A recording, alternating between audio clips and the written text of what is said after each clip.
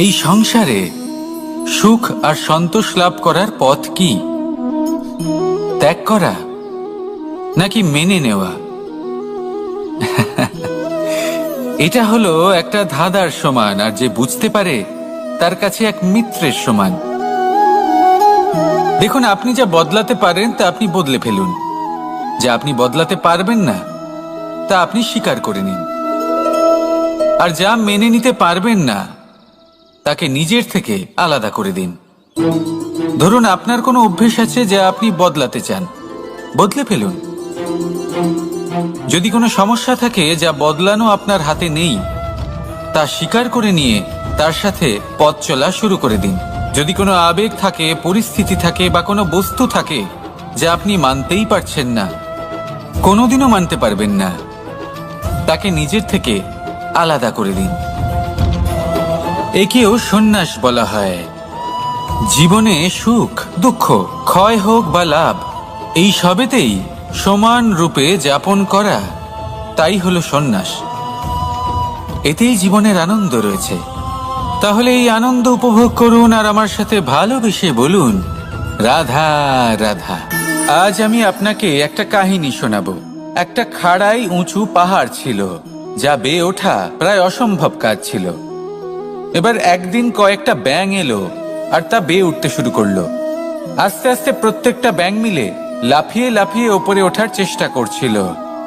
নিচে কিছু পশু দাঁড়িয়েছিল যারা বলছিল, এটা তো অসম্ভব ব্যাপার, এই ব্যাঙগুলো উঠতেই পারবে না, সকলে পড়ে যাবে। আর তারপর ধীরে ধীরে সমস্ত ব্যাঙ নিচে পড়তে থাকলো। শেষ পর্যন্ত একটাই ব্যাঙ ছিল যে শিখরে পৌঁছতে পারল। জানেন সে কেন পারল? কারণ সেই ব্যাঙ বধির ছিল। সে কারোর কথা শোনেনি। ও স্থির করেছিল শিখরে পৌঁছতে হবে, আর পৌঁছে গেল। এবার এটা কিন্তু আমাদের জন্য অত্যন্ত গুরুত্বপূর্ণ শিক্ষা। আপনি যদি জীবনে নিজের লক্ষ্য স্থির করে থাকেন, তাহলে এদিক ওদিক কারোর কথা শুনবেন না, শুধুই নিজের লক্ষ্যের দিকে অগ্রসর হন। কারণ সাফল্য আপনার প্রচেষ্টার দ্বারাই আপনি পেতে পারেন, অন্যের কথা দ্বারা নয়। তাহলে চেষ্টা করতে থাকুন আর নিজের লক্ষ্য প্রাপ্ত করুন। আর আমার সাথে ভালোবেসে বলুন, রাধা রাধা। এই সূচটা দেখুন, কতটা গুরুত্বপূর্ণ এই সূচ। ওর কতটা ভূমিকা রয়েছে, ও কত রকম ভাবে সাহায্য করতে পারে আমাদের। এর সাহায্যে যদি আপনি চান, তাহলে এক সাধারণ কাপড়কে আপনি পোশাকে পরিবর্তিত করতে পারেন। আপনি যদি চান, তাহলে অনেক ফুল একসাথে নিয়ে একটা মালা বানিয়ে ফেলতে পারেন, বা অলংকার বানিয়ে ফেলতে পারেন। এর সাহায্যে আপনি বাড়িও সাজাতে পারেন। এ হলো অত্যন্ত গুরুত্বপূর্ণ জিনিস। কিন্তু আপনি ভাবুন, যদি এই সূচে এই ছিদ্রই না থাকে, যদি এর সাথে এই সুতোই না জোড়া যায়, তখনও কি এটা এতটাই গুরুত্বপূর্ণ থাকবে? কখনোই না। তখন এটাকে কাউকে কষ্ট দেওয়ার কাজে লাগানো যেতে পারে। দেখুন, একটা অত্যন্ত গুরুত্বপূর্ণ কথা আপনাকে মনে রাখতেই হবে। যে কোনো বস্তু একা তার গুরুত্ব হারিয়ে ফেলে। কোনো কিছুর সাথে তার সম্মান বেড়ে যায়, তার গুরুত্বও বেড়ে যায়। এটা মানুষের ক্ষেত্রেও প্রযোজ্য। যদি আপনি সামনে এগোতে থাকেন এবং একাই এগোতে থাকেন, তাহলে আপনি যাই করে নিন না কেন, আপনি সেই প্রেম, সেই সম্মান, সেই সম্বল পাবেন না। কাউকে নিজের সাথে নিয়ে চলুন, আপনারও মান বাড়বে। কাউকে তার যোগ্য স্থান দিন, আপনারও সম্মান বাড়বে। ঠিক সেইভাবেই যেইভাবে এই সুতোর দ্বারা সূচের সম্মান বাড়ে, আর যেমন প্রেম দ্বারা গুণের মান বেড়ে যায়। তাহলে আসুন আর আমার সাথে ভালোবেসে বলুন, রাধা রাধা। আমরা মনে করি অন্যের উপকার করা, কারোর ভালো করা, কাউকে সাহায্য করা, সেবা করা, দান করা, সুখে দুঃখে কারোর সাথে থাকা, এ হলো আমাদের জীবনের সবথেকে বড় কর্তব্য। এটাই আসল কর্তব্য। কিন্তু এটা কি সত্যি? না। কর্তব্যের জন্য অনেক সময় মানুষকে অনেক অনেক যন্ত্রণা ভোগ করতে হয়।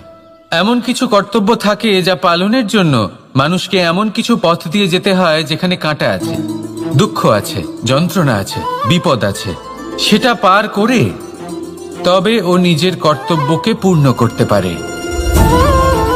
অন্যের উপকার, ভালো কাজ করা, কাউকে সাহায্য করা, দান করা, সেবা করা, সুখে দুঃখে সঙ্গ দেওয়া, এটা কর্তব্য নয়, এটা হলো আনন্দ।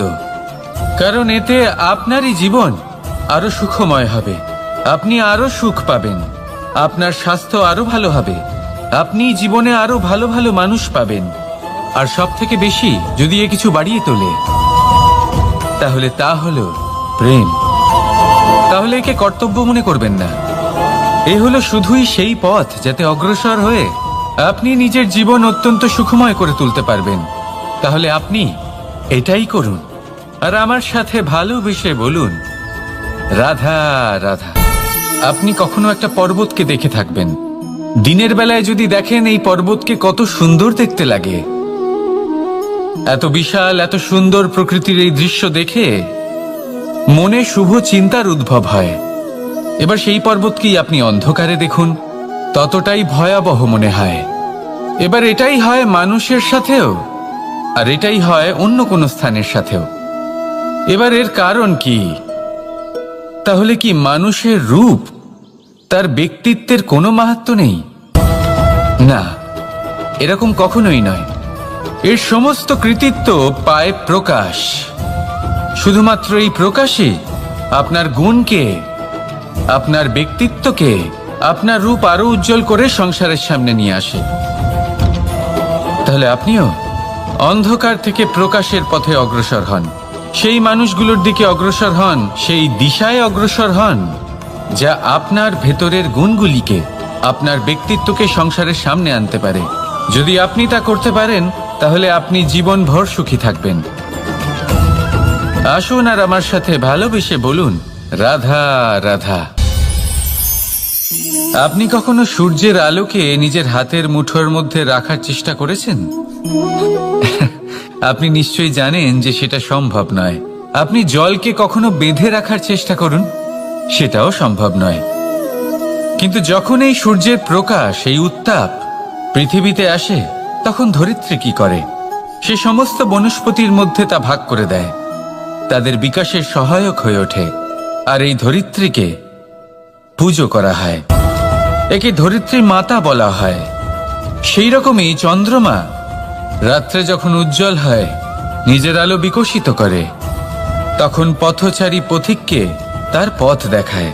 সেই জন্য চন্দ্রমাকে দেবতা বলা হয়। ঠিক সেইভাবেই আপনি কখনো এই প্রকৃতিকে বেঁধে রাখার চেষ্টা করবেন না। একে আগলে রাখতে শিখুন, একে ভাগ করে নিতে শিখুন, ঠিক প্রেমেরই মতো। এই প্রেমকে কখনো নিজের হাতের মুঠোয় আবদ্ধ করার চেষ্টা করবেন না, বরং একে মন খুলে ভাগ করে নিতে শিখুন। এটা যদি আপনি শিখে নিতে পারেন তাহলে নিজেকেও প্রসন্ন রাখতে শিখে যাবেন, অন্যদেরও প্রসন্ন রাখতে শিখে যাবেন। আসুন আর আমার সাথে ভালোবেসে বলুন, রাধা রাধা। দুঃখ কি, ভয় কি, এদের কিছুটা এইভাবে ভাবা যেতে পারে। জীবনে যখনই আপনি কিছু একটা লাভ করবেন, তখন সেটা হারানোর ভয় তার সাথেই চলে আসে। যেমন আপনি যদি ধন অর্জন করেন, ধন হারানোর ভয় তার সাথেই চলে আসে। সম্পত্তি অর্জন করলে সেটা লুট হবার ভয় তার সাথেই চলে আসে। আর এটা জীবনের সাথে হয়। যেই মুহূর্তে আপনি জন্ম নেন, মৃত্যুর ভয় তার সাথেই চলে আসে। জন্ম না নিলে মৃত্যু কিভাবে হবে? মৃত্যুর ভয় কোথা থেকে আসবে? এবার এই ভয় কি সেটা আপনাকে বুঝিয়ে বলি। এই ভয় যদি মনের মধ্যে থাকে, জীবনে থাকে, তাহলে যা কিছু লাভ করবেন, সুখ, সম্পত্তি, সুবিধা, ধন, এইগুলি লাভ করার একটা আনন্দ থাকে, এদের সাথে জীবনযাপন করার একটা আনন্দ থাকে। এই ভয় সেই আনন্দ আপনার থেকে কেড়ে নেয়। ধরে নিন কাল আপনার মৃত্যু হতে চলেছে। এবার কালকের মৃত্যুর ভয় আজই মনে পুষে রাখলে তাহলে এই ভয় আজকের সুখ, আজকের শান্তি আপনার থেকে কেড়ে নেবে। ভয় এটাই করে। সেই জন্য মনে রাখবেন, ভয়ের সঙ্গ আপনি ত্যাগ করে দিলে জীবন যাপনের যে সুখ তা চিরকাল আপনার সাথে থাকবে। আসুন আর আমার সাথে ভালোবেসে বলুন, রাধা রাধা। আপনি কখনো কোনো পর্বতে চড়েছেন? কথায় আছে, যখন আমরা পর্বতারোহণ করি, ওপরে ওঠার সময় দুর্ঘটনার সম্ভাবনা কিছুটা কমে যায়। সেখানেই যখন পর্বত থেকে নিচে নামি, তখন দুর্ঘটনার সম্ভাবনা অত্যন্ত বৃদ্ধি পায়। অর্থাৎ নামার সময় আমাদের আরো ভারসাম্য বজায় রাখতে হয়, আরো সাবধানে থাকতে হয়, অর্থাৎ বিবেককে জাগিয়ে রাখতে হয়। এবার জীবনেও সাফল্যের পর্বত আরোহণের সাথে এটাই হয়।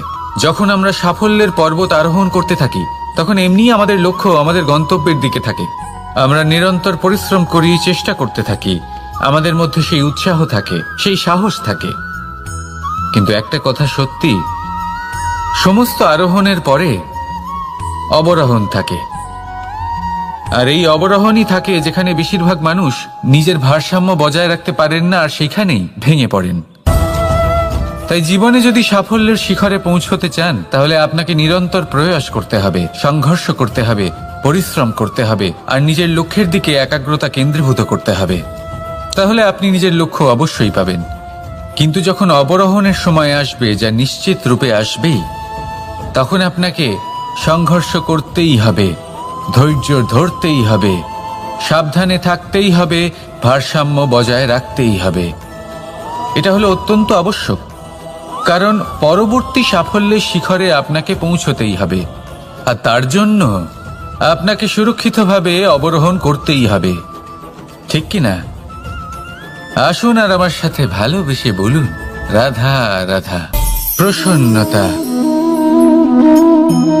এমন এক অনুভূতি যা আমরা সকলে পেতে চাই। এবার এটা ভেবে দেখুন যে আমরা আমাদের প্রসন্নতার জন্য অন্য কাউকে দায়ী কেন করি। আজও এরকম কিছু করেছে, ওর জন্য আমি দুঃখী হয়ে আছি। আজও এমন কিছু করলো যার ফলে আমার মন প্রসন্ন হয়ে উঠল। না, আপনাকে স্পষ্ট করে একটা কথা বলে দিই, আপনার প্রসন্নতা না শুধু আপনার নির্বাচন, না শুধু আপনার হাতে রয়েছে, বরং আপনি নিজের প্রসন্নতাকে নিজেই আকৃষ্ট করেন। এই ফুলগুলিকে দেখুন, এই ফুল এর সুগন্ধ ছড়ায়, আর এই ফুল নিজের দিকে কীট পতঙ্গদের আকৃষ্ট করে। এবার দেখুন, কীট পতঙ্গ কাদের আকৃষ্ট করে? গিরগিটি বা ব্যাঙ, এরকম কিছু প্রাণীদের। এবার এই যে ফুল, কীট পতঙ্গের জন্য এই যে ফুল, তার বিকাশ হয়, এ আরো প্রস্ফুটিত হয়, ওর বংশ আরো বৃদ্ধি পায়। তাই এর তাৎপর্য হলো সহজ, ফুল উচিত ব্যক্তিকে নিজের দিকে আকৃষ্ট করে। এবার কীট পতঙ্গের কথা বললে তারা কাদের আকৃষ্ট করে? তাদেরই, যারা তাদেরই শিকার করবে, খাদ্যরূপে গ্রহণ করবে। এবার কাকে আপনি নিজের দিকে আকৃষ্ট করতে চান, তার নির্বাচন আপনারই। আপনি কি প্রসন্নতাকে নিজের দিকে আকৃষ্ট করতে চান, নাকি অপ্রসন্নতাকে করতে চান, তার নির্বাচন আপনারই। আপনি জীবনে যা কিছু পাবেন, সুখ দুঃখ, আশা নিরাশা, প্রসন্নতা অপ্রসন্নতা, সবই হলো আপনারই নির্বাচনের পরিণাম। তাহলে সঠিক নির্বাচন করুন, আর আমার সাথে ভালোবেসে বলুন, রাধা রাধা। ঘূর্ণিঝড়, যখন এই ঘূর্ণিঝড় আসে, তখন প্রচন্ড বেগে হাওয়া বয়ে চলে। সেই সময় এমন কিছু বৃক্ষ আছে যা কঠিন হয়ে দৃঢ় হয়ে দাঁড়িয়ে থাকে। সেই গাছ যা 10 বছর ধরে বা সহস্র বছর ধরে দাঁড়িয়ে থাকে, তাদেরকে আপনি খুব সহজে নাড়াতে পারবেন না। কিন্তু ঘূর্ণিঝড়, এর প্রভাব এতটাই তীব্র হয়, এর হাওয়াতে এতটাই প্রবল শক্তি থাকে যে এই বৃক্ষগুলিকে উচ্ছেদ করে, সেই বৃক্ষ নষ্ট হয়ে যায়। এবার এমন কিছু বৃক্ষ থাকে যাদের কাণ্ড নমনীয় হয়, খুবই নরম হয়। সেই জন্য যখন জোরে বাতাস বয়, কোনো ঘূর্ণিঝড় আসে, তখন এই বৃক্ষগুলি ঝুঁকে যায়। আর যখন এই ঘূর্ণিঝড় চলে যায়, শান্ত হয়ে যায়, তখন ওরা আবার দাঁড়িয়ে পড়ে। এবার এটাকে আপনি কি বলবেন, কি বুঝবেন আপনি? সুযোগ সন্ধানী? না, বরং এটাই হলো প্রকৃত আদর্শ। যখন আপনার সামনে এমন কেউ থাকেন যিনি আপনার থেকে অনেক শক্তিশালী, তখন তাকে সম্মান করা আপনাকে শিখতেই হবে।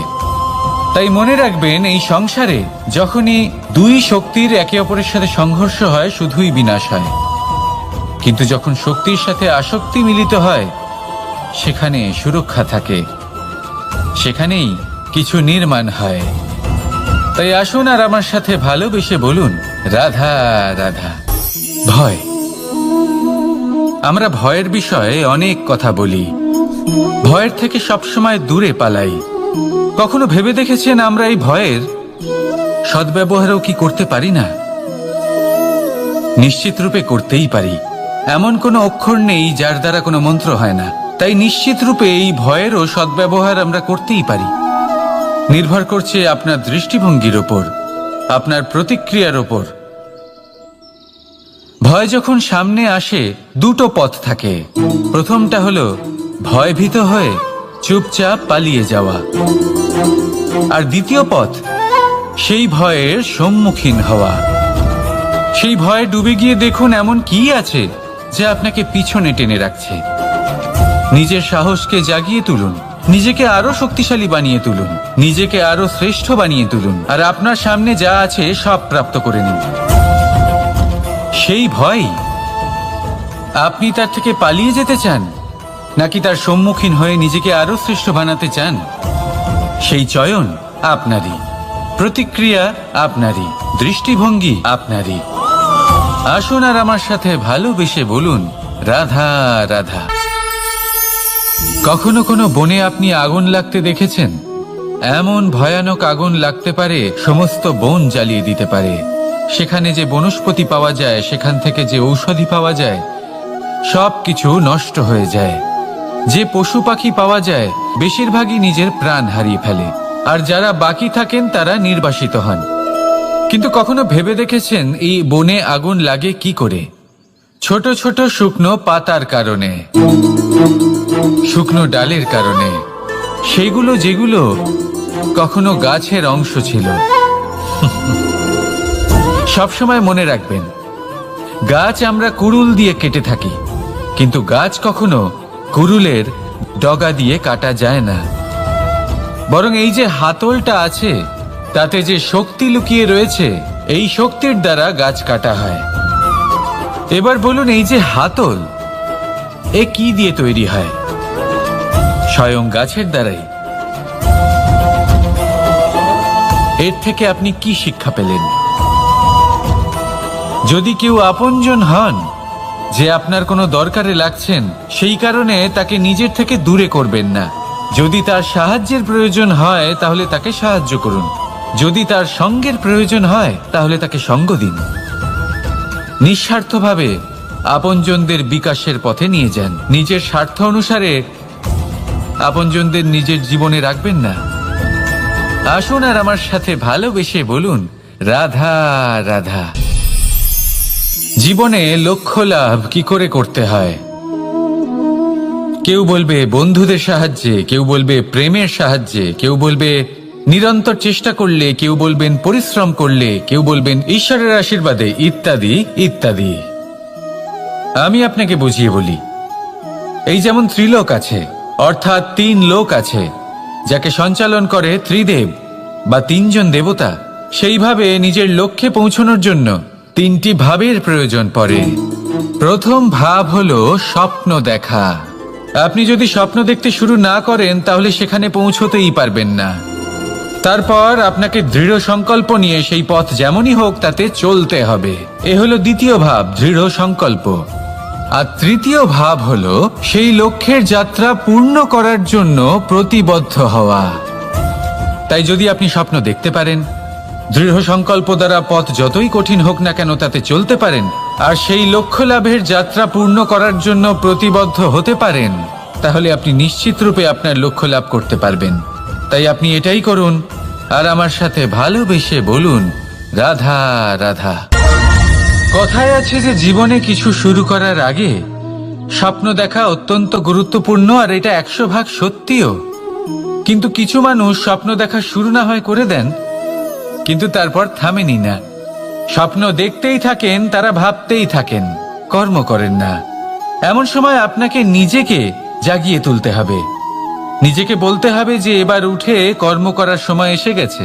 কারণ আপনারা যদি অত্যাধিক বিচার করতে থাকেন, স্বপ্ন দেখতে থাকেন, তাহলে উঠে কিছুই করতে পারবেন না। আপনি শুধু একটা কাজ করুন, উঠে কর্ম করা আরম্ভ করে দিন। তারপর ভেবেচিন্তে ধীরে ধীরে নিজের কর্মকে দিশাও দিন আর তাকে উচিত গতিও দিন, কারণ এটাই হলো সাফল্যের মূল মন্ত্র। না শুধু কর্ম করুন না ভাবনা চিন্তা করে, আর না শুধু ভাবুন কর্ম না করে। সাফল্যের মূল মন্ত্র হলো এর ভারসাম্যে। তাহলে এটাই করুন, সাফল্যকে লাভ করুন, আর আমার সাথে ভালোবেসে বলুন রাধা রাধা। সূর্যের মনে হয় যে তার থেকে বেশি তেজস্বী আর উজ্জ্বল কেউ নেই, তাই তার এই অহংকার ভঙ্গ করার জন্য মেঘ চলে আসে। তারপর এই মেঘের অহংকার বেড়ে যায় যে তার থেকে বেশি ঘন আর কেউ নেই। তারপরে বাতাসের একটা প্রবল দমক আসে আর মেঘেদের ছিন্ন ভিন্ন করে দিয়ে চলে যায়। তখন বায়ুর অহংকার বেড়ে যায়, আরো ভাবে যে তার থেকে বেশি শক্তিশালী আর কেউ নেই। এই দমকা বাতাস যখন বিশাল এক পর্বতের সাথে ধাক্কা খায়, তখন সেই বাতাসের অহংকারও চূর্ণ বিচূর্ণ হয়ে যায়। তারপরে পর্বত ভাবে যে তার থেকে বেশি ধীর আর শক্তিশালী আর কেউ নেই। তখন পৃথিবীতে ভূমিকম্প হয় আর সেই বিশাল পর্বত চূর্ণ বিচূর্ণ হয়ে যায়, তারও অহংকার ভেঙে যায়। এবার ধরিত্রীর অহংকার হতে থাকে। ধরিত্রী বলে যে আমার উপর সবকিছু টিকে রয়েছে, আমার থেকে বেশি শক্তিশালী আর কেউ নেই। একটা ছোট্ট ইঁদুর আসে, মাটিতে গর্ত করে আর মাটি ধসিয়ে দেয়। ধরিত্রীর অহংকার ভেঙে যায়। এর তাৎপর্য হলো সরল, এই সংসারে অহংকার কখনো স্থির থাকে না, এই অহংকার ভাঙবেই। এটা হলো সাংসারিক চক্র। আমাদের নিজেদের জীবনে কর্তব্য পালন করতে হবে, কর্ম করতে হবে, কিন্তু অহংকার নয়। যে ব্যক্তি এটা বুঝতে সক্ষম হন তাকে জ্ঞানী বলা হয়, আর যে মানুষ এটা বুঝতে পারেন না তিনি সারা জীবন শোধ প্রতিশোধ মান অভিমানের এই চক্রে আটকা পড়েন। এবার আপনি কি এই চক্রে আটকে থাকতে চান, নাকি জ্ঞানী হয়ে উঠতে চান? সেই চয়ন আপনারই। আসুন আর আমার সাথে ভালোবেসে বলুন রাধা রাধা। কোন যোদ্ধা জন্ম থেকে যোদ্ধা হন না, তিনি যোদ্ধা হবেন কিনা চয়ন করেন। তিনি যোদ্ধা হবেন বলে তখনই স্থির করেন যখন তিনি পিছু হটবেন না বলে দৃঢ় প্রতিজ্ঞ হন। যদি ওনার সামনে অশুভ কিছু হয়, তার বিরোধিতা করতে দৃঢ় প্রতিজ্ঞ হন, তবেই তিনি যোদ্ধা হতে পারেন। কেউই যোদ্ধা হয়ে এই পৃথিবীতে জন্মগ্রহণ করেন না। আপনি কি হতে চান? সেই দর্শক হতে চান যারা যুদ্ধভূমিতে বসে থেকে অন্য কারোর জয়ে উচ্ছ্বাস প্রকাশ করেন, নাকি সেই যোদ্ধা হতে চান যিনি নিজের শৌর্য দিয়ে বীরত্ব দিয়ে পরাক্রম প্রদর্শন করেন এবং যার প্রশংসা যুগ যুগ ধরে হয়ে চলে? সিদ্ধান্ত আপনারই। আসুন আর আমার সাথে ভালোবেসে বলুন রাধা রাধা। সাফল্য খুব সহজ এক শব্দ। এটা হলো সেই সব শব্দের মধ্যে অন্যতম যা মানুষ একটু বুঝলেই ভাবেন সব বুঝে ফেলেছি, আর যেই উনি বুঝতে পারেন সাফল্য কি, আজীবন সেই সাফল্যের পেছনেই ছুটতে থাকেন। এই সাফল্য হলো একটা খেলার মতো, যাতে মানুষ নিজের সমস্ত জীবন বাজি লাগিয়ে দেন। আর প্রত্যেক খেলার মতোই এরও কিছু নিয়ম রয়েছে। আর প্রাথমিক নিয়ম হলো এই সাফল্য লাভ করার জন্য সাফল্য লাভ করার স্বপ্ন আপনাকে অবশ্যই দেখতে হবে আগে। হ্যাঁ, কিন্তু শুধুমাত্র স্বপ্ন দেখলেই কিছুই হবে না। স্বপ্ন দেখুন, তারপরে আপনার নিজের নিদ্রাকে ভঙ্গ করতে হবে, দিনরাত পরিশ্রম করতে হবে, দিনরাত চেষ্টা করতে হবে, তবেই এই সাফল্য আপনার কাছে আসবে আর আপনার পদানত হবে। তাহলে স্বপ্ন দেখুন আর পরিশ্রম করে তাকে সার্থক করুন। যদি এটা করেন তবেই সাফল্য সহজেই আপনার কাছে আসবে। আর তখন মন প্রসন্ন হয়ে বলবে রাধা রাধা। সমস্যা প্রত্যেকের জীবনেই সমস্যা আসা যাওয়া করে, আর প্রত্যেক মানুষ সমস্যা আসার পর তার সমাধান খুঁজতে উঠে পড়ে লাগেন। কিন্তু যখনই সমস্যার সমাধান হয়ে যায়, আমরা সুপ্রসন্ন হয়ে যাই এবং অসাবধানও হয়ে যাই। আমাদের মনে হয় যে আমরা সম্পূর্ণরূপে সমস্যার অন্ত করেছি, কিন্তু কোথাও না কোথাও একটা ছোট্ট বীজ রয়েই যায়, আর সেই বীজ আমাদের অসাবধানতার ছত্রছায়ায় বড় হতে থাকে, আর তারপর মহা সংকট হয়ে আবার আমাদের উপর আক্রমণ করে। এই সংকট যে কোনো রূপে আসতে পারে, কোনো শত্রুর রূপেও আসতে পারে, বা কোনো মহামারীর রূপেও আসতে পারে। সেই জন্য সবসময় সাবধান থাকাই উচিত, কারণ অসাবধান হলে কি হয়, আমাদের সুরক্ষা চক্রে একটা ছেদ উৎপন্ন হয়, আর আমাদের শেষ করতে পারে এমন এক বাণ সেই ছেদ বিন্দু হয়ে আমাদের হৃদয়ে প্রবেশ করতে পারে। তাই যে কোনো সমস্যার সমাধান করুন, জয়ী হন, উৎসবও পালন করুন, কিন্তু সাবধানে থাকবেন। আসুন আর আমার সাথে ভালোবেসে বলুন, রাধা রাধা।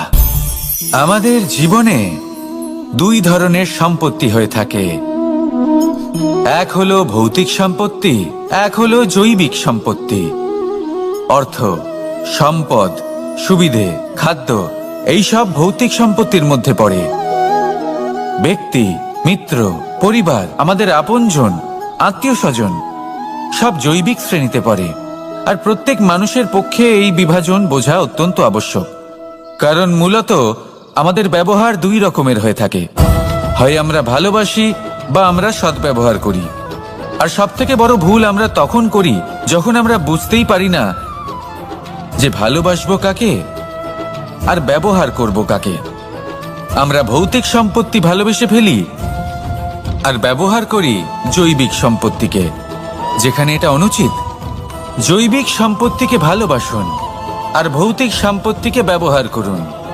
যেদিন আপনার মধ্যে এই বোধ জাগ্রত হবে যে কাকে ভালোবাসবেন আর কাকে ব্যবহার করবেন, সেই দিন আপনার জীবনে শুধুই শান্তি বিরাজমান হবে। আর তখন এই মন প্রসন্ন হয়ে বলবে, রাধা রাধা।